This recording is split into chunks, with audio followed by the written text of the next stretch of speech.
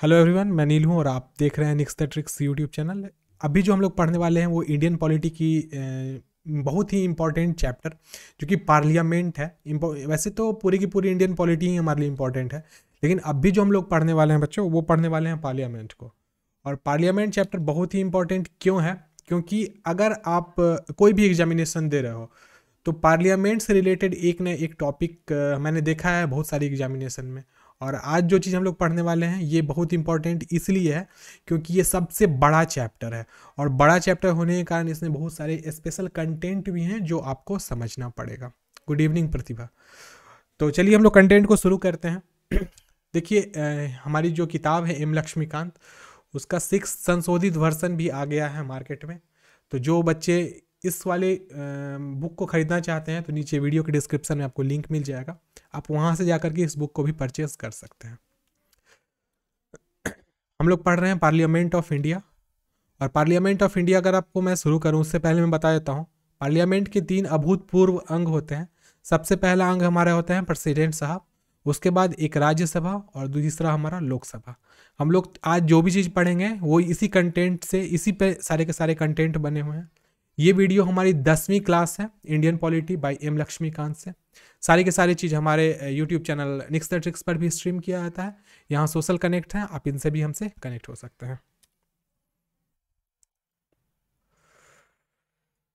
Parliament भारतीय संविधान में संसद, हम लोग इस कंटेंट को आज पढ़ने वाले हैं। ये पुरानी वाली बुक है और वो नई वाली बुक थी। तो हमारा जो पार्लियामेंट है उसको 3 भाग में डिवाइड किया गया है। वो कौन कौन से भाग हैं? तो वो सबसे पहला है वो हमारा प्रेसिडेंट ऑफ इंडिया, मतलब भारत के राष्ट्रपति। उसके बाद लोकसभा और उसके बाद राज्यसभा। हम लोग को इन्हीं 3 चीज़ों को आज पढ़ना है। तो सबसे पहले हम लोग कंटेंट शुरू करते हैं, उससे पहले थोड़ा सा बेसिक्स हम लोग जान लेते हैं कौन कौन से आर्टिकल्स हैं जो पार्लियामेंट से रिलेटेड हैं, और कौन कौन से आर्टिकल्स में हम लोगों को कौन कौन सा इंपॉर्टेंट आर्टिकल याद रखना है परीक्षा के लिए। तो देखो, सबसे पहले 79 से लेकर के 122 जो आर्टिकल है उसमें पूरा का पूरा पार्लियामेंट को रखा गया है। पार्लियामेंट से रिलेटेड जितने भी पॉइंट्स होते हैं, जैसे constitution, officers, conduct of business, disqualification, powers, privilege, legislative procedures and financial matters and procedures generally, सभी चीज़ों को 79 से 120 के बीच रखा है। तो आप ये बात याद रख लेना कि आर्टिकल 79 से 120 के बीच में जितने भी आर्टिकल्स आते हैं वो हमारे भारतीय संविधान के संसद से रिलेटेड होते हैं, मतलब पार्लियामेंट से रिलेटेड होते हैं।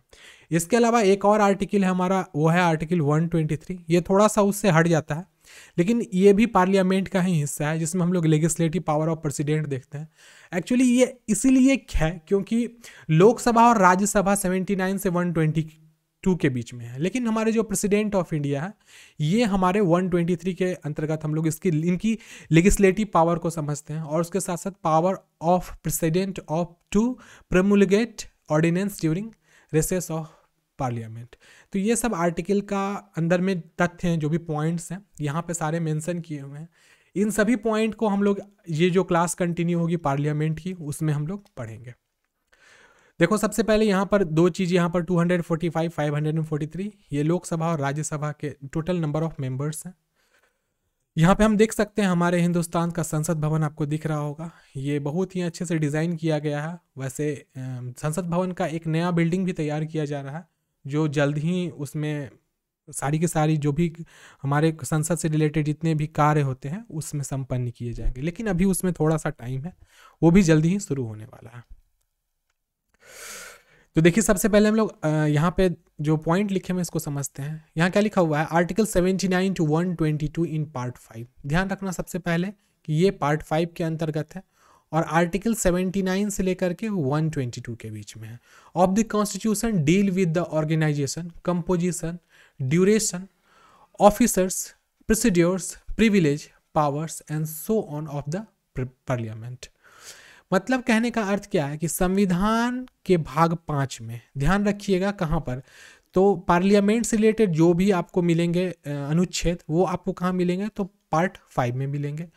तो उसके अनुच्छेद 79 से लेके 122 संसद के संगठन, संरचना, अवधि, अधिकारियों, प्रक्रियाओं, विशेष अधिकारों, शक्तियों से संबंधित आदि से संबंधित है।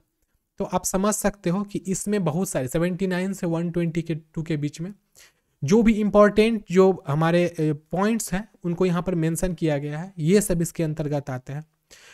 उसके बाद कहा गया है under the constitution of the parliament of India consist of 3 part.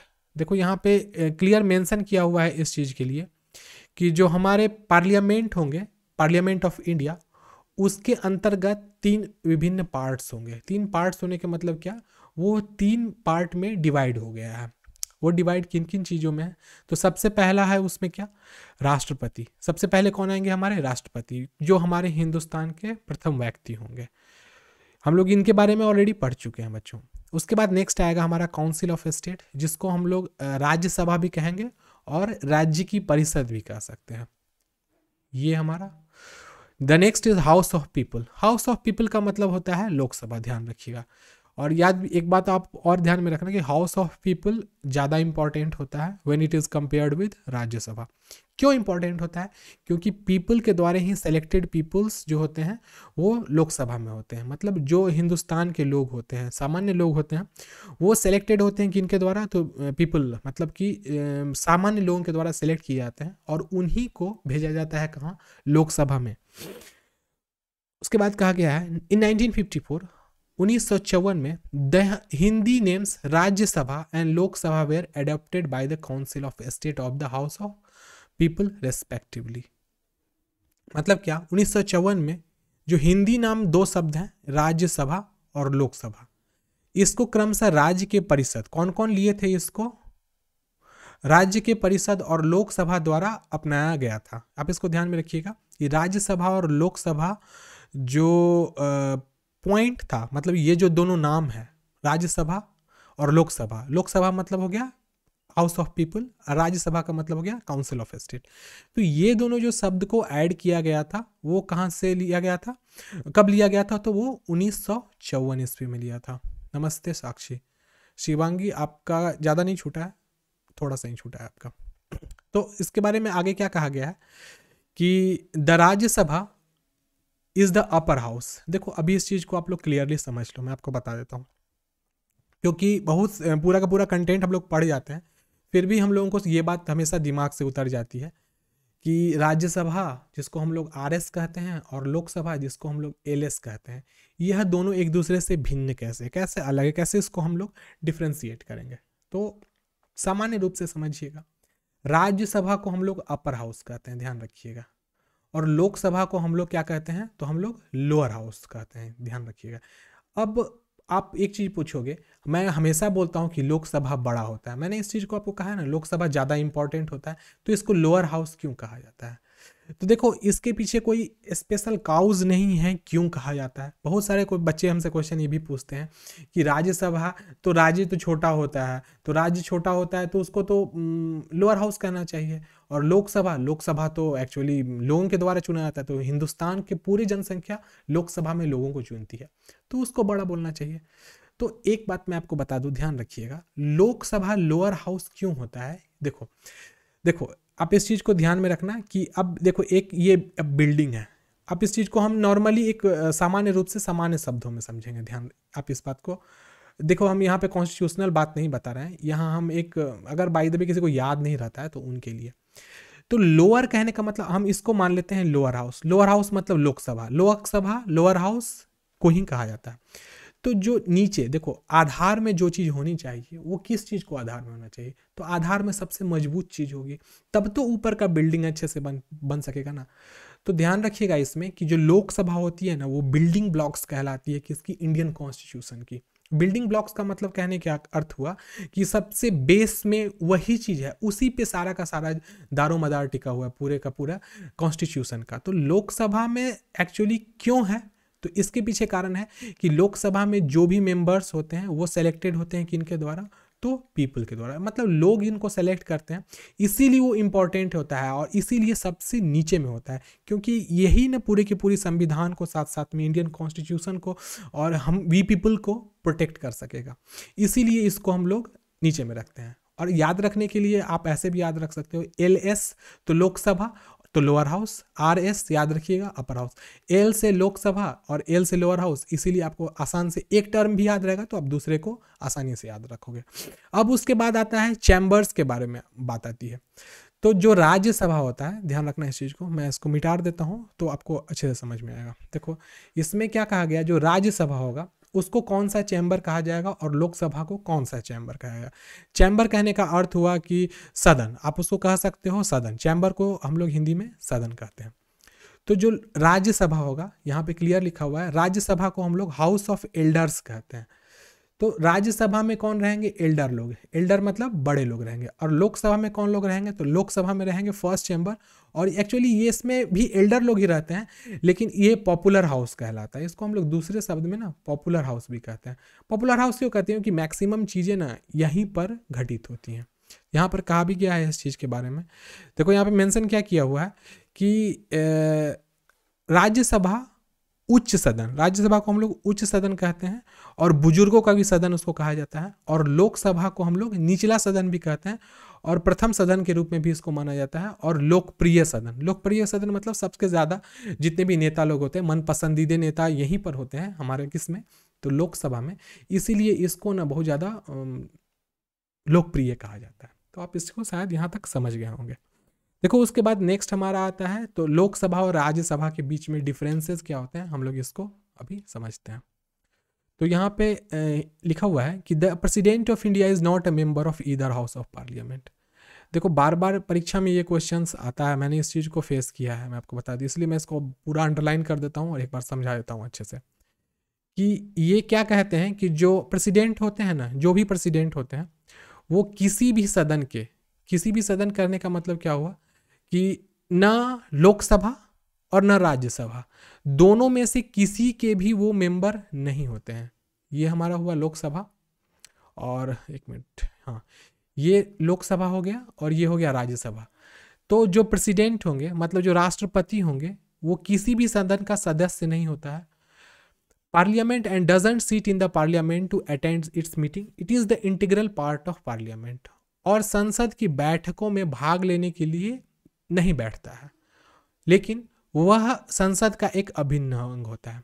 देखो जो संसद भवन यहाँ पर आपको दिख रहा है, जो हमारे राष्ट्रपति होते हैं वो किसी भी सदन के, न तो लोकसभा और न तो राज्यसभा, देखो दोनों में से किसी के भी वो मेंबर नहीं होंगे।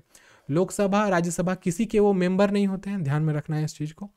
और वो संसद में किसी में बैठक में ना भाग नहीं लेता है, लेकिन फिर भी वो संसद का अभिन्न अंग माना जाता है। अभिन्न अंग क्यों माना जाता है कि क्योंकि जितनी भी गवर्नमेंट मतलब पार्लियामेंट्री प्रोसीडिंग्स होती हैं वो उन्हीं के नाम पे होती है। तो वो एक्चुअली देखा जाए तो पूरी की पूरी जो हमारा लोकसभा राज्यसभा और समझो तो पार्लियामेंट जो हमारा है उसका वो क्या होता है, हेड ऑफ द डिपार्टमेंट होता है, चीफ होता है, समझिए। उसके बाद क्या कहते हैं यहाँ पर कि this is because a bill passed by, देखो दिस इज बिकॉज यही कारण है, अ bill passed by both the house of parliament can not become law without president asset. ऐसा इसलिए है क्योंकि संसद के दोनों सदन द्वारा पारित विधेयक राष्ट्रपति की सहमति के बिना कानून नहीं बना सकता। देखो इस चीज को थोड़ा सा हम क्लियर करते हैं। वैसे मैंने इस चीज को आपको पहले बता दिया है, पहले क्या बताया है आप थोड़ा सा याद करोगे तो आपको समझ में आ जाएगा। देखो जब हम लोग प्रेसिडेंट पढ़ रहे थे तो उसमें मैंने आपको बताया था कि जो प्रेसिडेंट होते हैं वो सारे के सारे डिसीजन को फाइनलाइज करते हैं। फाइनलाइज करने का अर्थ हुआ कोई भी अगर विधेयक पास हो रहा है तो लोकसभा या राज्यसभा कहीं भी वो आता है तो वो एक सदन से दूसरी सदन में जाता है और उसके बाद क्या होता है उसको भेजा जाता है फाइनल प्रोसीडिंग्स के लिए। किन के पास में, तो प्रेसिडेंट के पास में। हम इस चीज़ को एक और तरीके से ऐसे समझ सकते हैं कि इमेजिन कीजिए एक कोई मैटर था। मैटर क्या था कि जैसे कि EWS नाम का एक इकोनॉमिक वीकर सेक्शन का एक कास्टिज्म में देखा जाए जो जनरल कैटेगरीज होते हैं उसमें एक अलग सेक्शन को जोड़ना था EWS को। तो इसको डायरेक्ट तो पेश नहीं किया जा सकता था, तो इसके लिए क्या हुआ था, राज्यसभा में प्रोसीडिंग्स लाई गई थी। मतलब राज्यसभा के जो भी मेंबर्स होते हैं उन्होंने क्या किया था, इस चीज़ को सामने लाया था, कहा था कि आपको सरकार को कि सरकार आप क्या कीजिए कि जनरल कैटेगरीज को भी डिवाइड कर दीजिए जो कि इकोनॉमिकली वीकर हैं, मतलब वो आर्थिक रूप से कमज़ोर हैं। तो उसके लिए राज्यसभा से यह चीज़ पास होकर के कहाँ गई, लोकसभा में। लोकसभा में कौन बैठते हैं, तो लोकसभा में बैठते हैं हमारे पूरे के पूरे मंत्रिमंडल। तो मंत्रिमंडल में जितने भी मंत्री होंगे वो कहीं ना कहीं से किसको मतलब किसका काम कर रहे हैं, तो वो पीपल का काम कर रहे हैं, वो लोगों का काम कर रहे हैं। क्योंकि लोकसभा है, हाउस ऑफ पीपल है, तो वो किसके मध्यस्थता कर रहे हैं, तो वो पीपल की मध्यस्थता कर रहे हैं। तो पीपल के अच्छाई के लिए यहाँ पर कोरम का बैठक होगी, और कोरम में आपको पता होना चाहिए 1/10 एसेंट होता है, और इसमें और जो किसी भी चीज़ के ऊपर में राय लिया जाता है वो 2/3 से लिया जाता है। इतना वोट होना चाहिए तभी कोई बिल पास सकता है। और कोरम जो होता है, कोरम के बारे में आपको बताऊंगा, उसमें 1/10 होता है। तो ये 2/3 का जो प्रोसीडिंग्स होगा ये कहाँ पर होगा, तो हमारे लोकसभा में होगा। अब इस चीज़ को फाइनल करने के लिए किनके पास भेजा जाएगा, तो फाइनलाइज मतलब वो अगर एक लॉ बनने वाला है, मतलब EWS नाम का एक कैटेगरी आ जाएगी जिसमें इकोनॉमिक वीक पीपल को क्या होगा, रिजर्वेशन मिलेगी। तो इसके लिए क्या होगा, ये फाइनलाइज होने के लिए जाएगा हमारे राष्ट्रपति के पास में, और जब दोनों सदन से पास हो जाएगा तो तब तक वो कानून नहीं बन सकता है जब तक राष्ट्रपति उसके नीचे में सिग्नेचर और सील नहीं कर दे। तो यहाँ पर आप इस चीज़ को समझे कि किस प्रकार से प्रेसिडेंट किसी भी हाउस के, लोकसभा हो या राज्यसभा, वो किसी का मेंबर नहीं होता है और पार्लियामेंट में नहीं बैठता है, लेकिन फिर भी वो पार्लियामेंट का अभिन्न अंग होता है। और इसीलिए लोकसभा या राज्यसभा से कोई भी कानून अगर पेश होता है तो वो फाइनलाइज होने के लिए किनके पास जाता है, हमारे राष्ट्रपति के पास जाता है। अब इसके बारे में यहाँ पे ये कहा गया है कि ये जो हमारा पार्लियामेंट है इसकी संगठन कब हुई थी, कब इसको बनाया गया था। तो इसको फाउंड किया गया था, मतलब इसको एस्टेब्लिश कराया गया था 26 जनवरी 1950 को, ध्यान में रखिएगा। और ये प्रोसीड किया गया था कॉन्स्टिट्यूएंट असेंबली के द्वारा, इस चीज़ का गठन किया गया था। हमारे हिंदुस्तान का जो पार्लियामेंट्री सिस्टम है वो बाइकैमरल है। बाइकैमरल होने का अर्थ क्या होता है, द्विसदनीय, आप इसको कह सकते हैं 2 हाउस वाला। हमारे ब्रिटेन का जो मतलब आपको वहाँ का हाउस अगर देखोगे तो वो 2 सदनीय नहीं है, लेकिन हमारे हिंदुस्तान का 2 सदनीय है। वो 2 सदनीय कहने का मतलब इसमें 2 हाउस होंगे, एक हाउस ऑफ पीपल होगा, एक हाउस ऑफ रिप्रेजेंटेटिव्स होगा। तो आप कह सकते हो अपर जो हमारा निचला वाला हाउस होगा उसको हम लोग लोकसभा कहेंगे, और ऊपर वाला हाउस होगा उसको हम लोग राज्यसभा कहते हैं। तो यहाँ पर ये चीज़ थी। उसके बाद है नेक्स्ट हमारा आता है कंपोजिशन, संयोजन।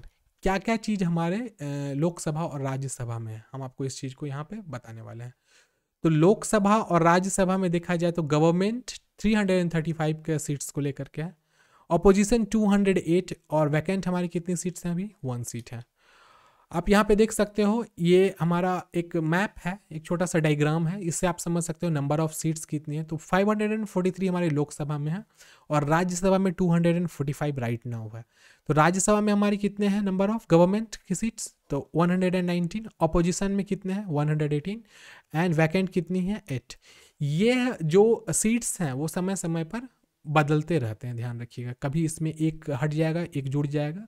हो सकता है ये जो वैकेंट सीट है ये गवर्नमेंट के साथ मिल गई तो 336 हो जाएगी, तो वैकेंट हमारी खाली वाली 0 हो जाएगी। ये नंबर ऑफ सीट्स है, कहने का अर्थ कितने लोग हमारे जो पार्लियामेंट है उसमें बैठ सकते हैं। तो लोकसभा में 543 मेंबर्स बैठते हैं, आप इसको देख सकते हो। यहाँ पे जो ऑरेंज वाला दिख रहा है बच्चों, ये एक्चुअली कौन है, तो ये गवर्नमेंट के पीपल हैं। उसके बाद ऑपोजिशन में कितने हैं, तो 208। इसमें अलग अलग पार्टी, देखो ये पार्टी को ऑरेंज कलर से बनाया गया है क्योंकि ये बीजेपी का है। अन्य और भी पार्टी हो सकते हैं जिसमें कांग्रेस भी हो सकती है, और भी जो जितनी भी पार्टियां होती हैं, जैसे आप हुई, कांग्रेस हुई, या फिर छोटे मोटे और जितने पार्टी होते हैं वो सभी इधर में आ सकते हैं। फिर यहाँ पर भी आप देख सकते हो राज्यसभा में ये जो ऑरेंज वाला दिख रहा है ये बीजेपी का सीट्स है। अन्य जो ये आप देख सकते हो टर्किश कलर का है, टर्किश ब्लू, तो ये हो सकता है ये सीट हमारा किनका हो, तो INC का, इंडियन नेशनल कांग्रेस का हो। अन्य यहाँ पर जो व्हाइट वाले आप देख रहे हो बच्चों, ये सब सीट हमारे कौन सा, ये वैकेंट है। इसमें भी देख सकते हो यहाँ पर एक सीट वैकेंट है आपको। देखो नेक्स्ट हमारे देखते हैं पार्लियामेंट को, हम लोग यहाँ पे डायग्राम के हिसाब से और अच्छी तरीके से समझते हैं क्योंकि कॉन्सेप्ट हमारा पूरी तरीके से क्लियर होना चाहिए। देखो हमारा जो पार्लियामेंट है, पार्लियामेंट का स्टैंडिंग कमेटी का अर्थ होता है कि उसमें कमिटीज़ कितने हैं। तो स्टैंडिंग कमेटी में 2 हैं इसके, कौन कौन सा, एक है लोकसभा जिसको हम लोग लोअर हाउस कहते हैं, और राज्यसभा को हम लोग अपर हाउस कहते हैं। अब यहाँ पे 545 जो हमारा टोटल सीट है, अब बोलोगे यहाँ 543 है, ये 545 है। देखो समय समय पे मैंने बताया है कि ये सीट्स ना घटते बढ़ते रहते हैं। कभी ऐसा होता है वैकेंट सीट वाले अगर जुड़ गए जा करके, या फिर कोई एक्स्ट्रा सीट्स को जोड़ दिया गया नीड होने पे, देखो ज़रूरत पड़ने पर सीट्स की इंक्रीजमेंट की जाती है, लेकिन मैक्सिमम नंबर ऑफ सीट्स 545 ही हो सकता है, इसको ध्यान में रखना आप। और 245 seat maximum number of seats हमारे राज्यसभा में हो सकते हैं। तो 543 राइट नाउ अभी के टाइम के हिसाब से ये डायग्राम बनाया गया है। अगर नेक्स्ट चुनाव होता है तो हो सकता है ये 544 हो जाए, या हो सकता है इसमें से एक घट भी जाए, तो ये समय समय पर संशोधित होते रहते हैं। तो लोकसभा में जो ऑपोजिशन होती है, देखो आपको मैं एक चीज़ बताता हूँ, ये जो डायग्राम है ये कुछ सोच समझ के बनाया गया। देखो हमारे जो पार्लियामेंट को आप देखोगे ना, तो सबसे पहले पार्लियामेंट की बिल्डिंग है वो तो राउंड है, और इसमें जितने चैम्बर्स बने हुए हैं, चैम्बर्स का मतलब जितने भाग में वो डिवाइड किया गया है। तो एक जो मेन जो बीच का जो पार्ट होता है ना, यहाँ सभापति बैठते हैं, ठीक है, और उसके पास में ये जो जगह होता है यहाँ पे पीपल्स बैठते हैं। पीपल मतलब कौन से, रिप्रेजेंटेटिव्स ऑफ पीपल, ध्यान रखिएगा। और बीच में आप देखोगे एक जगह होगा जहाँ पे बहुत सारे लोग टाइपराइटर वगैरह कंप्यूटर वगैरह लेके बैठे रहते हैं। वो सब कौन होते हैं, तो वो डिप्लोमेट्स होते हैं। आपको पता होना चाहिए जितने भी एसएससी या फिर यूपीएससी के जो ऑफिसर्स होते हैं, जो यूपीएससी क्रैक करते हैं, तो वो सब इस जगह पे जाकर के बैठते हैं। एक्चुअली ये जो जगह होता है यहाँ पर, अब इसको समझ लो, ये हमारा पार्लियामेंट का प्रेसिडिंग हाउस है, तो यहाँ पर सभापति बैठेंगे। तो ये जो जगह होता है ना बच्चों, ये जगह पे बैठते हैं वो ऑफिसर्स लोग जो आईएएस वगैरह होते हैं, यूपीएससी वगैरह क्रैक करके जाते हैं। तो एक्चुअली इन लोग का काम क्या होता है कि जितनी भी बातों को सभापति बोलते हैं, उन चीज़ों को वो लोग एक डेटा बैंक बनाते हैं, और उसके बाद कॉन्स्टिट्यूशन में कौन सी चीज़ को लागू करना है क्या नहीं करना है, क्योंकि जितने नेता होते हैं वो तो सिर्फ बोल ना सकता है फला काम करना है। अब ये चीज़ पास किया गया है, जैसे कि यहाँ पे सभापति है, ये बोल दिए कि हाँ इस चीज़ को पास किया जाएगा, तो यहाँ पर बैठे जो यूपीएससी के अध्यक्ष वगैरह होते हैं, यूपीएससी का अध्यक्ष बोला, यूपीएससी के जो मेंबर्स होते हैं, जैसे कोई आईएएस हैं, कोई आईआरएस बैठे हुए हैं, आईपीएस बैठे हुए हैं, तो वो लोग इन चीज़ों को समझते हैं। और ये लोग एक्चुअली देखा जाए तो गवर्नमेंट के अभिन्न अंग होते हैं। और आप लोग बताते हैं मिनिस्ट्री ऑफ, आपको बता दे रहा हूँ, एक मिनिस्ट्री होता है, एसएससी से वो लोग जाते हैं, वो होता है मिनिस्ट्री ऑफ होम अफेयर्स, उसके भी मेंबर्स यहाँ बैठते हैं। और मिनिस्ट्री ऑफ पार्लियामेंट्री जो होती है वहाँ के भी मेंबर्स यहाँ पर बैठते हैं। तो ध्यान रखिए, अगर आप एसएससी की प्रिपरेशन करते हो तो आप यहाँ पे जरूर, अगर आप टॉप रैंकर्स रहोगे तो यहाँ पर बैठोगे। ठीक है, फिर मैं आपको बता रहा था यहाँ पे लोकसभा के बारे में। तो लोकसभा में ऑपोजिशन जो होते हैं, ऑपोजिशन किसको कहते हैं, तो जो पार्टी हमारी जीत जाती है, जिसके परोक्ष में, उसको ऑपोजिशन कहा जाता है, मतलब विरोध वाली पार्टी। रूलिंग पार्टी किसको कहते हैं, वह पार्टी जिसका जो रूल करते रहती है, रूल करने का मतलब जो चुनाव जीती हुई रहती है। तो आप बोलोगे सर इसमें कुछ येलो और ग्रीन पिगमेंट्स हैं, ये क्या होते हैं, तो देखो जैसे कि एक बीजेपी पार्टी थी, और इसके साथ एक्स और वाई नाम की दो पार्टी क्या हुई, ये भी चुनाव जीती, लेकिन एक्चुअली ये ऑपोजिशन से जाके नहीं मिली, बल्कि ये मिल गई जाकर के किससे, बीजेपी से। तो बीजेपी से मिली तो रूलिंग पार्टी का ही वो एक हिस्सा हो जाती है, इसीलिए रूलिंग पार्टी के अंतर्गत ही एक्स और वाई को अलग रखा जाता है। अब अगर क्या हो कि यह रूलिंग पार्टी जा करके क्या हो कि यह निर्विरोध जा करके बैठा रहे लोकसभा में, वो बोले हम किसी के साथ नहीं मिलेंगे, तो उनको अपोजिशन के अंतर्गत रखा जाता है, लेकिन वह अपोजिशन के साथ मिले हुए नहीं रहते हैं। लेकिन रूलिंग पार्टी में याद रखिएगा, इस तरफ में जो आएगा वो रूलिंग पार्टी का हिस्सा बन जाता है, लेकिन अपोजिशन में बैठने वाले जरूरी नहीं है कि वो अपोजिशन के साथ जुड़े भी रहें, वो जुड़ भी सकते हैं, दल बदल करके वो जुड़ जाएं, या फिर वो अपने सीट्स को एक दूसरे के साथ मिला लें, तो ऐसे अगर मिलना चाहें तो मिल सकते हैं, अदर देन दैट नहीं मिल सकते हैं। राज्यसभा में भी सेम होता है, उसमें भी एक रूलिंग पार्टी होती है, एक अपोजिशन होता है, और उसके बाद अनअलाइंड होता है। अनअलाइंड वैसी पार्टीज होती हैं जो किन्हीं के साथ मिली नहीं थी, लेकिन फिर भी वो सदन में बैठती हैं। देखो यहाँ पर एक इंडिया का मैप दिया हुआ है, इसमें किस चीज़ को बताया गया है, तो इसमें लोकसभा के 543 करंट वाले के हिसाब से बताया गया है, और राज्यसभा के 245 को सीट्स को बताया गया है, जिसमें 222 प्लस 13 है। अब इसमें 13 एक्चुअली किन चीज़ों को बताया गया है, 12 को, तो ये मैं आपको बता दे रहा हूँ ये कौन सी चीज़ है। तो एक्चुअली यहाँ पे बहुत जितने भी बड़े बड़े पार्लियामेंट स्टेट्स हैं उनको मेगा स्टेट्स में कहा जाता है। 25 वाले कितने हैं, तो बिग स्टेट्स हैं। एवरेज 10 सीट वाले कितने हैं, स्मॉल स्टेट्स हैं। और स्मॉल स्टेट छोटे हो गए तो वो 5 सीट वाले हैं, और बहुत छोटे स्टेट 3 सीट वाले हैं। और सिंगुलर कुछ ऐसे भी स्टेट है जिसमें 1 सीट रहता है, तो उनको सिंगुलर स्टेट वाले कहते हैं। अब यहाँ पे हम लोग देख सकते हैं इस मैप के हिसाब से राज्यसभा में कितने सीट्स हैं, आप उसको समझिएगा। हम लोग ले लेते हैं सबसे बड़ा यहाँ पे देखो सबसे ज़्यादा सीट किसके पास है, तो उत्तर प्रदेश के पास आप देख सकते हो यहाँ पर नंबर ऑफ सीट्स कितनी है, 80 है। तो इसको मेगा स्टेट में रखा जाएगा, ध्यान रखिएगा। और जैसे यहाँ पर एक छोटा सा हम लोग देख लेते हैं, ये वाला स्टेट देख रहे हो, तो इस स्टेट में कितने हैं, तो 1 सीट है, आप देख सकते हो ये। और फिर देखो यहाँ पे पीओ के जो है पाको-बाइट कश्मीर और जैसे कि जम्मू है, तो इसमें कितने सीट हैं, तो हमारे 1 हैं। आप इधर में देख लो, यहाँ पे गोवा में कितने सीट्स हैं, तो यहाँ पे 2 सीट्स हैं। फिर यहाँ पे हम लोग देखते हैं छत्तीसगढ़ में कितने सीट हैं, तो 11-5, ध्यान रखिएगा इसको। तो यही ऊपर वाला जो सीट है ना, मैं आपको बता देता हूँ ये क्या है। ऊपर वाला सीट किस चीज़ का है, लोकसभा का, और नीचे वाला सीट राज्यसभा का, इस चीज़ को ध्यान में रखिएगा। तो हमारा जो जम्मू कश्मीर है, इसमें आपको लोकसभा तो मिलेगा लेकिन राज्यसभा नहीं मिलेगा, ये भी बात है यहाँ पे। तो ये मैप है, ये मैप भी आपको नोट्स में मिल ही जाएगी, समझिएगा इसको। इसके बाद नेक्स्ट आता है हमारा ड्यूरेशन, कितने समय तक के लिए हमारा पार्लियामेंट चलता है, इस चीज़ को हम लोग समझेंगे अवधि के रूप में। तो सबसे पहला हमारा लोकसभा, देखो बहुत ही इंपॉर्टेंट चीज़ है, ध्यान में रखिएगा। इसमें एक क्वेश्चन आता है, लोकसभा और राज्यसभा में से कौन सा ऐसा चीज़ है जो कभी ख़त्म नहीं होता। तो ये सब भी क्वेश्चन पूछ जाते हैं, अभी वो सब सारी चीज़ आपका क्लियर हो जाएगा। तो यहाँ पे एक मैप, एक पैम्फलेट है, इसमें लिखा हुआ duration of Lok Sabha all over the year, कब कब हुआ था, कितने कितने समय के लिए हुआ, कितने कितने दिनों तक वो चुनाव चला था। इसको हम लोग लास्ट में देखेंगे, लेकिन उससे पहले हम लोग समय काल को देख लेते हैं। तो लोकसभा के बारे में क्या कहता है, लोकसभा का मतलब हो गया LS, और LS का अर्थ हो गया हमारा LS लोअर हाउस, इसको हम लोग क्या कहेंगे, लोअर हाउस कहेंगे, ध्यान रखिएगा। तो लोअर हाउस का मतलब क्या हुआ, सबसे नीचे वाला। मैं आपको बताया था बिल्डिंग अगर बनाया जाएगा तो लोअर हाउस कहाँ पे होगी, तो यहाँ पे होगी, ध्यान रखिएगा। तो यहाँ क्या कहा गया है, the president is authorise to dissolve the Lok Sabha at any time even before the completion of 5 year and this can not be challenged in the court of law. राष्ट्रपति को 5 साल पूरे होने से पहले भी किसी समय लोकसभा को भंग करने का अधिकार होता है।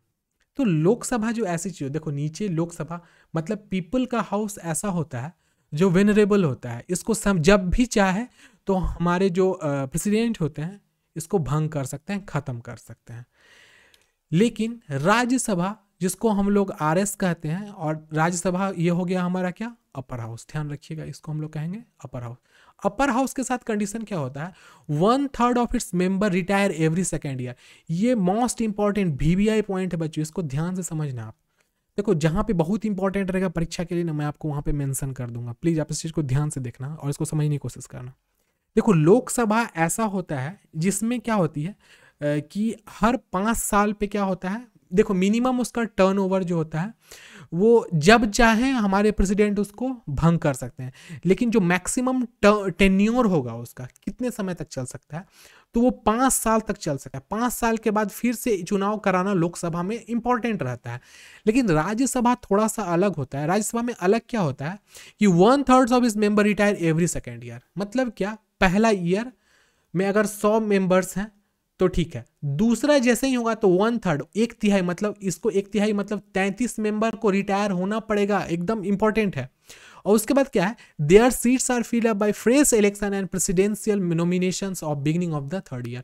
और जैसे ही दूसरे साल के बाद तीसरा साल आएगा तो जितने भी 33 मेंबर घट गए हैं उस मेंबर्स को नए मेंबर्स का चुनाव करके फिर से जोड़ना पड़ेगा। This term of office of a member of Rajya Sabha shall be 6 year. फिर आगे एक और चीज मेंशन किया गया है कि राज्यसभा के सदस्य का जो कार्यकाल होता है वह 6 साल का होता है। तो इस पर एक प्रश्न बहुत ही कंफ्यूजिंग बनता है कि लोकसभा और राज्यसभा में से कौन सा ऐसा सभा है, कौन सा ऐसा हाउस है जो कि कभी खत्म नहीं होता है। तो बच्चों याद रखिएगा, उसका जवाब होगा राज्यसभा। राज्यसभा क्यों नहीं विघटित होती है, इसका यह कारण है कि हर दूसरे साल 1/3 व्यक्ति उसमें बदलते रहते हैं, और ये टेन्योर सालों साल से, जब से राज्यसभा का संगठन हुआ है तब से वो क्या है, चलता ही आ रहा है। तो और एक फिर आप एक बात पूछोगे कि इसका जो टेन्योर है 6 साल का, इसका कहने का अर्थ क्या होगा कि देखो इसके जो सदस्य होंगे ना उनके कार्यकाल का समय 6 साल होता है, लोकसभा का नहीं होता है।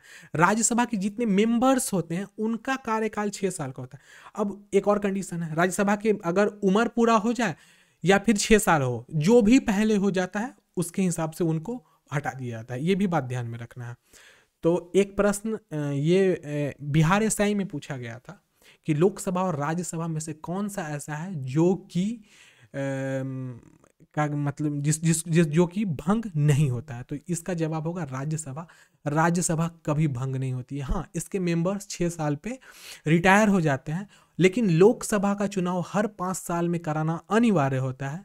लेकिन फिर भी एक लोकसभा में कंडीशन ये होती है कि प्रेसिडेंट जब चाहे तब लोकसभा को भंग कर सकते हैं। लेकिन प्रेसिडेंट साहब लोकसभा भंग कब करेंगे? तो प्रेसिडेंट साहब लोकसभा भंग करते हैं नॉन कॉन्फिडेंस बिल पास हो जाने पे, या फिर ऐसा हो जाए कि जो कैबिनेट की जो टीम है, कैबिनेट मिनिस्ट्री में जितने व्यक्ति हैं, अगर वो बोल दें किनको, प्राइम मिनिस्टर को, कि आप प्रेसिडेंट साहब को बोलिए कि लोकसभा को भंग कर दें और उसके बाद फिर से रिफ्रेश चुनाव कराया जाए, तो इस केस में कराया जाता है।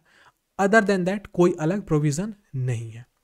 अब यहाँ पर duration of Lok Sabha polls over the year, देखो इसमें ये क्वेश्चन मैंने क्यों लाया है मैं आपको बताता हूँ। इससे एक क्वेश्चन आपके बीपीएससी में 65वीं बीपीएससी में पूछा गया था। वो कौन सा है मैं आपको बता देता हूँ।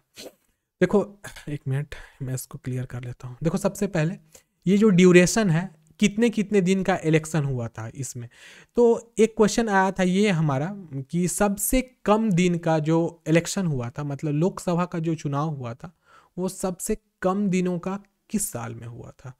तो आप यहाँ देख सकते हो बच्चों 4, आप इसको देखो 4 डेज का। तो 1980 में 3 से 6 जनवरी के बीच 4 दिन के ही अंदर में संपूर्ण लोकसभा का चुनाव करा दिया गया था, ध्यान रखिएगा। और सबसे जो लंबा हुआ था वो 1951-52 में हुआ था, जो 120 दिन का हुआ था। तो ये वाला क्वेश्चन देखो बनता तो नहीं है इतना डीप क्वेश्चन पूछने का, लेकिन बीपीएससी है भाई, कुछ भी क्वेश्चन पूछ सकता है, ध्यान रखिएगा। तो सबसे कम दिनों का जो चुनाव हुआ था लोकसभा का वो 1980 में हुआ था, ध्यान रखना है, और वो 4 दिन का चला था। और सबसे बड़ा जो हुआ था, लंबे समय तक चला था लोकसभा का चुनाव, वो 1951-52 में हुआ था, 120 दिनों का। अन्य और भी है। लास्ट टाइम जो 2019 वाला चुनाव हुआ था वो कितने दिन चला था, तो 39 डेज का चला था। तो ये सब इंपॉर्टेंट फैक्ट बच्चों आप लोग ना ध्यान में रखना, क्योंकि देखो जो रटे रटाए क्वेश्चंस होते हैं ना वो लूसेंट में भी आपको मिल जाएंगे, लेकिन कुछ ऐसे फैक्ट होते हैं जो लूसेंट से हट के पढ़ना पड़ता है, क्योंकि अभी एग्जामिनेशन का ट्रेंड, एग्जामिनेशन के जो क्वेश्चंस बनाते हैं उनको भी पता होता है कि भाई बच्चा कौन सा किताब पढ़ रहा है। तो जो किताब पढ़ते रहता है उससे वो कुछ क्वेश्चंस ही डालता है, मैक्सिमम क्वेश्चन उस जगह से होता है जिसको लोग जल्दी टचअप नहीं करते हैं। तो ये था हमारा किसका, तो लोकसभा का चुनाव के बारे में। नेक्स्ट है हमारा मेंबरशिप ऑफ पार्लियामेंट। बहुत ही इंपॉर्टेंट पॉइंट है, इसको समझने की कोशिश कीजिएगा। इसमें सबसे पहला है हमारा क्या, क्वालिफिकेशन। क्वालिफिकेशन का अर्थ होता है योग्यता। हम इनको समझते हैं, जो भी एमपीज होते हैं, मेंबर ऑफ पार्लियामेंट को हम लोग एक्रोनिमस फॉर्म में एमपी कहते हैं। एमपी मध्य प्रदेश मत समझिएगा प्लीज, इसको मेंबर ऑफ पार्लियामेंट समझिएगा। तो पार्लियामेंट हाउस जो ये है आपको बता देना चाहिए, बिहार के कितने मेंबर्स हैं जो एमपी हैं, याद रखिएगा। जो स्टेट का प्रतिनिधित्व सेंटर में करते हैं तो वो है 6, ध्यान में रखिएगा। नंबर ऑफ पीपल जो बिहार के हैं वो रिप्रेजेंट करते हैं बिहार स्टेट को पार्लियामेंट में, वो 6 हैं, ध्यान रखना है, ये बात बहुत इंपॉर्टेंट है। पहले भी 6 ही था, अभी बहुत दिन से 6 ही हैं। बीच में एक टाइम आया था जिस टाइम में कोई चुनाव मतलब कोई शायद रेजिग्नेशन दे दिए थे तो 5 हो गया था, लेकिन अभी के टाइम में 6 है, ये ध्यान में रखिएगा आप लोग। तो एमपी के बारे में क्या है कि उनकी जो सदस्य मतलब योग्यता होनी चाहिए वो क्या क्या होनी चाहिए। देखिए सबसे पहला है the constitution lays down the following qualification for a person to be chosen as member of parliament. मतलब संविधान किसी व्यक्ति को सांसद बनाएगा, इसके लिए ना बहुत सारी योग्यताएं निर्धारित की गई हैं। अब योग्यता क्या क्या होनी चाहिए इसको ध्यान से पढ़िएगा, क्योंकि ये डिस्क्रिप्टिव लिखने के टाइम में बहुत इंपॉर्टेंट बनता है। देखो सबसे पहला और मोस्ट इंपॉर्टेंट पॉइंट क्या है कि ही must B citizen of India. सबसे पहला क्या है, वह व्यक्ति को क्या होना चाहिए, तो हिंदुस्तान का नागरिक होना चाहिए। He must make and subscribe to an oath or affirmation before the person authorised by Election Commission for this purpose. दूसरा हमारा पॉइंट क्या बनता है कि उसे इस उद्देश्य के लिए चुनाव आयोग द्वारा अधिकृत व्यक्ति के समक्ष शपथ या प्रतिज्ञान करना और उसकी सदस्यता लेनी चाहिए। मतलब सबसे पहले क्या होगा कि वह व्यक्ति, देखो मैंने इस चीज़ को आपको बताया था कब, लास्ट की क्लास में मैंने किसी एक बताया था, मुझे भी याद है कि जो एमपी होता है वो 2 बार शपथ लेता है। 2 बार शपथ कब लेता है? एक तो लेता है उस समय में जब वो पर्चा मतलब जो नॉमिनेशन होता है, आपको पता होना चाहिए, देखे होगे आप लोग। इवन कि अगर आपके गांव में भी पंचायत का चुनाव होता है तो पंचायत में जो भी व्यक्ति खड़े होते हैं वो पर्चा भरने जाते हैं। पर्चा भरने कहाँ जाते हैं? तो अगर गांव वगैरह में, अगर आपके गांव में होता है तो वो अपने आपके डिस्ट्रिक्ट हेडक्वार्टर में जाता है, और अगर by the way district headquarter वाला हो रहा है तो वो सेंटर में मतलब कैपिटल सिटी में जाता है।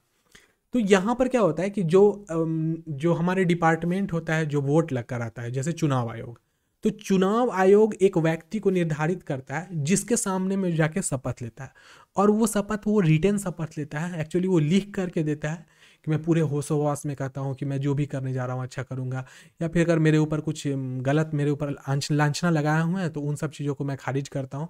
इस प्रकार की उसको शपथ लेनी पड़ती है। तो एक एमपी 2 बार शपथ लेता है, ध्यान में रखिएगा। एक तो चुनाव से पहले, और एक चुनाव के बाद जिस टाइम में उसको कोई डिपार्टमेंट एलोकेट किया जाता है, दिया जाता है उस समय में। उसके बाद नेक्स्ट है, he must be not less than 30 years of age. बहुत इंपॉर्टेंट है कि उसकी उम्र कम से कम ना कितनी है, 30 साल से कम नहीं होनी चाहिए। इन केस ऑफ राज्यसभा, ध्यान रखिएगा, अगर वो राज्यसभा का है तो उसकी उम्र कम से कम कितनी होनी चाहिए? 30 साल से कम नहीं होना चाहिए। And 25 years of age in the case of Lok Sabha, और 25 साल से कम नहीं होनी चाहिए अगर वो लोकसभा का मेंबर बनने जा रहा है। तो इस पर ये थोड़ा सा कंफ्यूजन वाला भी पॉइंट है। देखो याद रखना, लोकसभा और राज्यसभा में राज्यसभा को ऊपर हम लोग रखते हैं, लोकसभा को हम लोग नीचे रखते हैं। लोअर हाउस है तो नीचे। और राज्यसभा में कितने हो गए हैं? 30 ईयर्स का। लास्ट टाइम मैं कंफ्यूज हो गया था, मुझे याद है जब लास्ट वीडियो में आप लोग अगर पार्लियामेंट प्रेसिडेंट वाला पढ़ रहे होगे तो उस टाइम मैं इस चीज़ को पढ़ा रहा था। तो राज्यसभा के मेंबर के लिए कितना हो जाएगा? 30 साल कम से कम। और लोकसभा में कितने होने चाहिए? 25 ईयर्स। ध्यान रखिएगा इस चीज़ को। उसके बाद क्या है? He must possess their qualification prescribed by parliament. और लास्ट वाला क्या होता है? उसके पास संसद द्वारा निर्धारित अन्य योग्यताएं होनी चाहिए। अब देखिए संसद द्वारा निर्धारित अन्य योग्यताएं क्या क्या हो सकती है। सबसे पहला, उसका क्रिमिनल बैकग्राउंड अगर है तो वह 3 साल से पुराना होना चाहिए। अभी के टाइम में उसके ऊपर किसी भी प्रकार का केस नहीं चलता रहना चाहिए।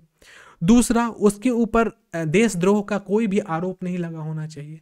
वह देश के लिए किसी भी प्रकार का गलत काम न पास्ट में किया हो न उस समय में किया हो, इस चीज़ की पुष्टि संसद करती है।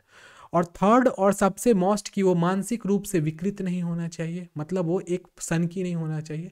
अदरवाइज अगर वो सांसद बन जाएगा तो वो बहुत ही ज़्यादा बड़ी समस्या अपने विधानसभा जो उसका क्षेत्र होगा उस क्षेत्र में वो क्रिएट कर सकता है।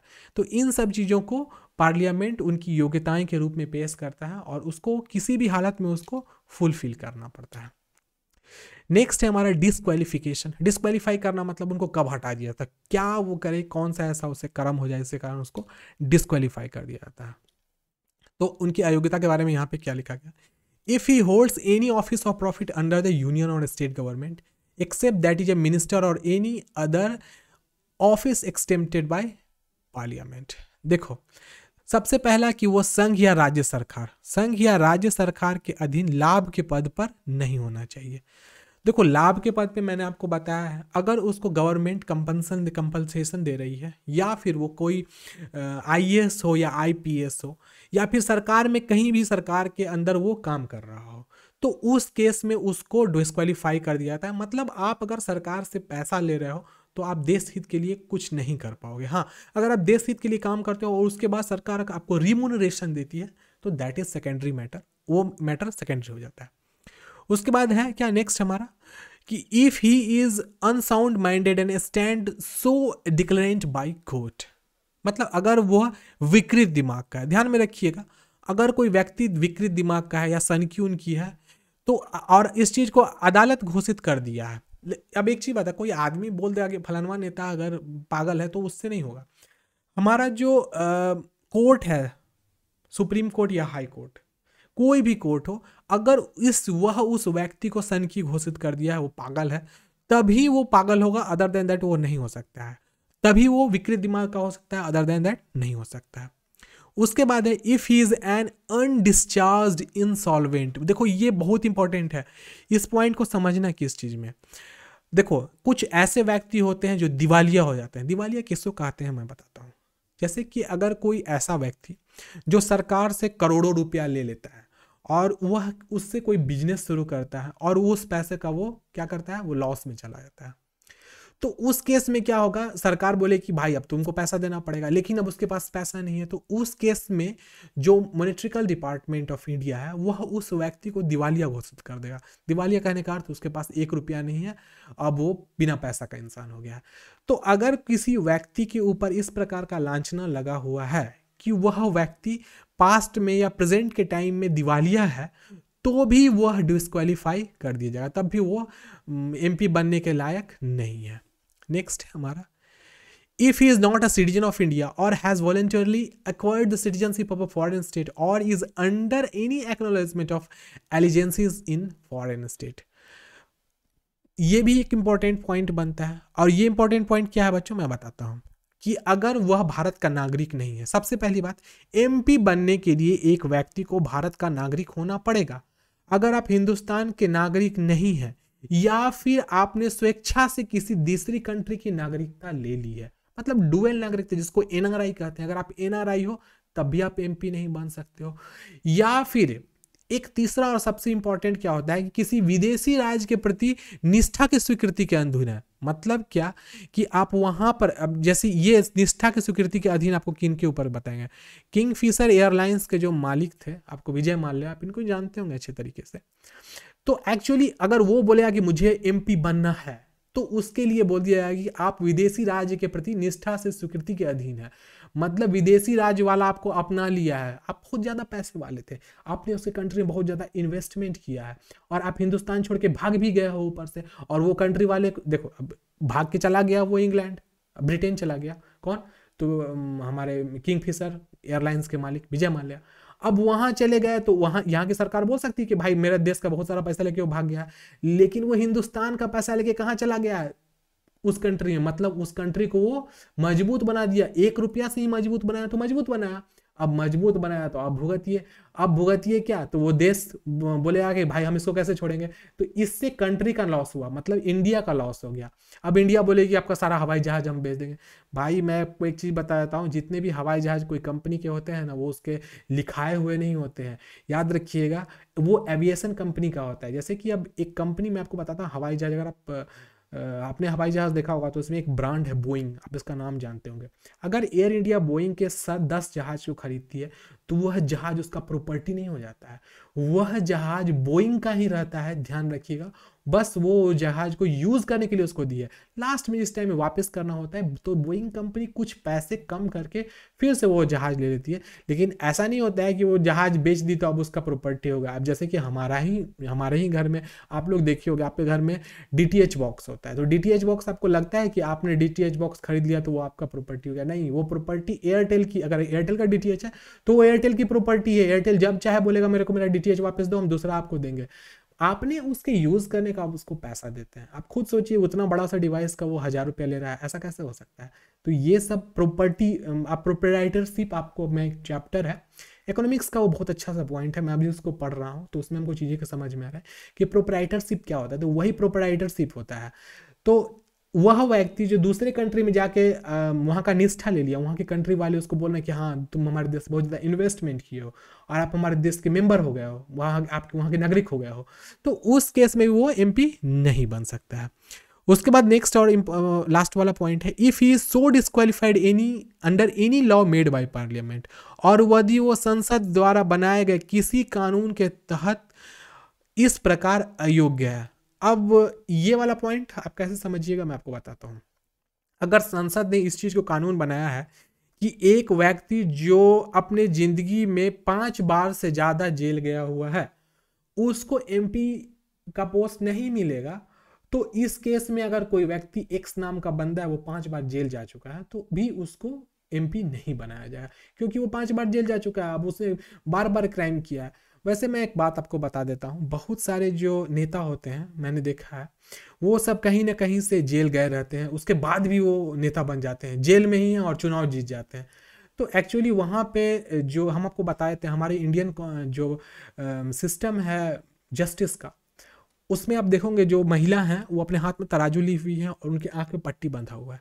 एक्चुअली उन तराजू का मैं आपको इस चीज़ को बताऊंगा कि एक्चुअली वो जो तराजू है ना वो इस चीज़ को तौलता है कि आप कितना सच बोल रहे हो। आपके लिए अगर प्रूफ हो गया तो फिर आप विक्टिम हो, कन्विक्ट हो, और प्रूफ नहीं हुआ तो आप कन्विक्ट नहीं हो, क्योंकि इंसाफ की जो देवी है उसकी आंख पे ही पट्टी बंधा हुआ है।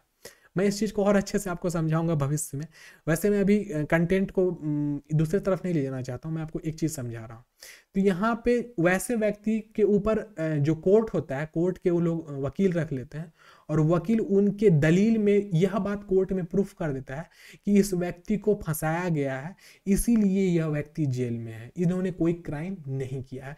तो ऐसी कंडीशंस आती है जिसके का बाद ना जो व्यक्ति होते हैं वो जेल में भी रह करके चुनाव जीत जाते हैं, और फिर जब जीत जाते हैं तो उनके सारे के सारे जितने भी उन पे आरोप होते हैं वो हटा दिया जाता है। और वो कौन हटाता है? तो जिस पार्टी से वो चुनाव जीता है उस पार्टी के जो पावरफुल नेता होते हैं वो हटवा देते हैं। तो यही हमारे हिंदुस्तान का डेमोक्रेसी है, आप समझ सकते हो। हिंदुस्तान का डेमोक्रेसी में इतना पावर है कि वो कुछ भी करा सकता है, ध्यान रखिएगा।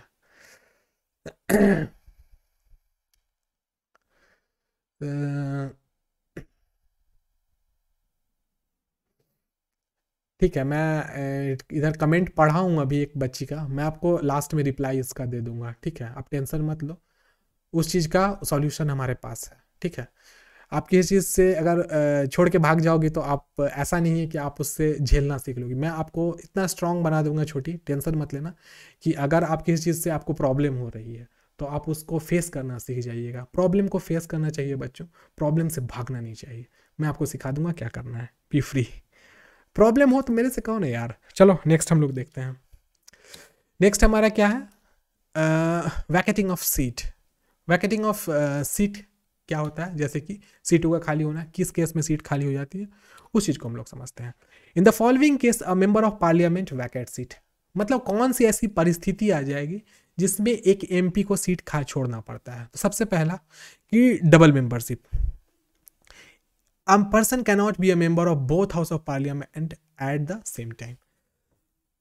ए नाम का व्यक्ति है, यह चाहेगा कि लोकसभा और राज्यसभा दोनों में एक साथ मेंबर हो जाए, ऐसा पॉसिबल नहीं है। या तो उसको लोकसभा का मेंबर होना पड़ेगा या तो उसको राज्यसभा का मेंबर होना पड़ेगा। रेजिग्नेशन, त्यागपत्र। A member may resign his seat by writing to the chairman of Rajya Sabha or speaker of Lok Sabha as the case may be the seat falls vacant when the resignation is accepted. कहने का अर्थ है त्यागपत्र कोई सदस्य, मतलब जैसे कि त्यागपत्र जो देना होता है, कोई भी एमपी है वह राज्यसभा का जो सभापति होता है वो, या फिर स्पीकर ऑफ लोकसभा, किसी को भी दे सकता है और उसके बाद में उसकी सीट खाली हो सकती है। मतलब जो एमपी होते हैं वो किनको अपना रेजिग्नेशन देते हैं बच्चों? तो वो राज्यसभा को देते हैं। उसके बाद नेक्स्ट है एब्सेंस। एब्सेंस में क्या होता है मैं आपको बताता हूं। A house can declare the seat of member vacant if he is absent from all it's meeting for a period of 60 days without the permission. देखो ये बहुत इंपॉर्टेंट है, आप ध्यान रखिएगा कि अगर कोई सदन में कोई व्यक्ति 60 दिन तक, ध्यान रखिएगा कितने दिन तक? 60 दिन की अवधि तक लोकसभा या राज्यसभा कहीं भी उपस्थित नहीं होता है, वो अपना प्रेजेंस नहीं वहाँ पे शो करता है, तब भी उसकी सीट को वैकेंट कर दिया जाएगा। उसके बाद नेक्स्ट है हमारा अयोग्यता, इसको समझिएगा। स्पीकर के लिए क्या है? Roles and responsibility. Bharatiya Janata Party BJP MP Om Birla was unanimously elected as the speaker of 17th Lok Sabha on 19 June 2019। देखो क्या कहा गया है कि भारतीय जनता पार्टी के जो सांसद हैं ओम बिरला, इनको 19 जून 2019 को सर्वसम्मति से 17वीं लोकसभा के अध्यक्ष के रूप में सेलेक्ट कर दिया गया था। बहुत इंपॉर्टेंट है। Since the Indian system of government follows the Westminster model, the parliamentary proceedings of the country are headed by presiding officer who is called the speaker. ध्यान रखना है इस चीज को, क्योंकि भारतीय सरकार की प्रणाली वेस्टमिंस्टर मॉडल पर अनुसरण करती है। अब वेस्टमिंस्टर आपको मैंने बताया था, वेस्टमिंस्टर मॉडल कहाँ का है बच्चों? तो ये हमारा जर्मनी का है, ध्यान रखिएगा। वेस्टमिंस्टर मॉडल कहाँ का है? जर्मनी का है, ध्यान में रखना है इसको। देश की कार्यवाही, संसदीय कार्यवाही का नेतृत्व पीठासीन पदाधिकारी होता है जिसको स्पीकर कहा जाता है। तो देखो मैंने आपको बताया है, आपको ये बात ध्यान में रखना है इस चीज़ को। तो बीजेपी, देखो बीजेपी जो होगी वो कहाँ पे होगी, लोकसभा में होगी या राज्यसभा में होगा, तो वो लोकसभा में होगी, क्योंकि बीजेपी में जो भी मेंबर्स होते हैं वो लोगों के द्वारा सेलेक्ट किए जाते हैं। और बीजेपी के जो लोकसभा है इसका जो मतलब सभापति होगा उसको हम लोग कहेंगे स्पीकर। तो स्पीकर, एसपीए का स्पीकर ऑफ लोकसभा। तो स्पीकर ऑफ लोकसभा जिनका नाम क्या था, ओम बिरला, इनको जो सेलेक्ट किया गया था वो यूनानिमसली किया था, बिना इलेक्शन के इनका सिलेक्शन हो गया था। और ये जो हुआ ये किस मॉडल पे हुआ है, तो ये वेस्टमिंस्टर मॉडल पे हुआ है, इस बात को आप याद रखिएगा। देखो बच्चों, तो हमारी क्लास यहीं पर ख़त्म हो गई है इस चीज़ की, किस चीज़ की, तो हम इंडियन कॉन्स्टिट्यूशन की। और नेक्स्ट डे हम लोग इसके आगे का जो पॉइंट होगा उसको हम लोग अपने क्लास में कवर करेंगे। ज़्यादा से पहले मैं आपको कुछ इंपॉर्टेंट पॉइंट बता देना चाहता हूँ, और वो इंपॉर्टेंट पॉइंट आपको ये बताना चाहूँगा कि यह क्लास जो होगी हमारी इंडियन पॉलिटी का पार्लियामेंट चैप्टर, यह अभी रेगुलर लंबे समय तक चलेगी, क्योंकि इसमें करीब करीब 10 दिन लगेगा सारे कंटेंट को पढ़ाने का। तो आप लोग थोड़ा सा सब्र के साथ में पढ़ना, क्योंकि लंबा कंटेंट है और बहुत इंपॉर्टेंट है, इसलिए इसको हम बीच में छोड़ेंगे नहीं। और ये रेगुलर बेसिस पे चलेगा, मतलब रूटीन जैसी चल रही है हमारी उसी हिसाब से, लेकिन रेगुलर बेसिस पे चलेगा। ठीक है, चलो।